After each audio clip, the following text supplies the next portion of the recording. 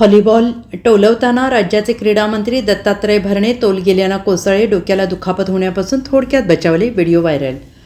राज्याचे मंत्रिमंडळ विस्तारानंतर मंत्र्यांचे खातेवाटप झाले असून सर्वच मंत्र्यांनी पदभार घेऊन कामकाजाला सुरुवात केल्याचं पाहायला मिळतं आहे.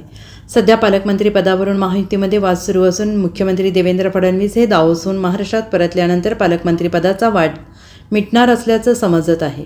दरम्यान राज्याचे क्रीडामंत्री म्हणून इंदापूरचे आमदार दत्तात्रय भरणे यांनी पदभार स्वीकारला आहे. त्यातच आज पुणे जिल्ह्यातील एका क्रीडाप्रसंगी व्हॉलीबॉल खेळताना मंत्री दत्तात्रय भरणे यांचा तोल गेल्याने ते जमिनीवर कोसळले आणि भरणे मामांचा हा व्हिडिओ व्हायरल झालेला असून व्हॉलीबॉल मैदानातील इतर सहकाऱ्यांनी लगेचच त्यांना सावरल्याचं पाहायला मिळतं आहे.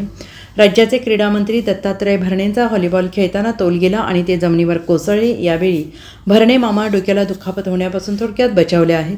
व्हॉलीबॉलच्या लोखंडी पोलवर त्यांचं डोकं आपटण्याची शक्यता होती, मात्र भरणेंनी लोखंडी पोलवर धडकण्याआधी स्वतःला सावरलं, त्यामुळे मोठी दुर्घटना टळली. पुण्याच्या मावळमध्ये एका महाविद्यालयातील क्रीडा संकुलाचं उद्घाटन क्रीडामंत्री भरणेंच्या हस्ते झालं आणि यावेळी येथील खेळाडू आणि क्रीडा शिक्षकांसमवेत विविध खेळांचा आनंद क्रीडामंत्र्यांनी घेतला. दरम्यान येथे व्हॉलीबॉल खेळण्याची वेळ आली तेव्हा ते स्वतः मैदानात उतरले होते. व्हॉलीबॉलच्या मैदानात सुरुवातीला भरणेंनी व्हॉलीबॉल योग्यरित्या टोलवला, पण विरोधी बाजूनं टोलवलेला व्हॉलीबॉल नेटच्या पुढे आला आणि तो टोलवताना भरणेंचा तोल जाऊन ते जमिनीवर कोसळले.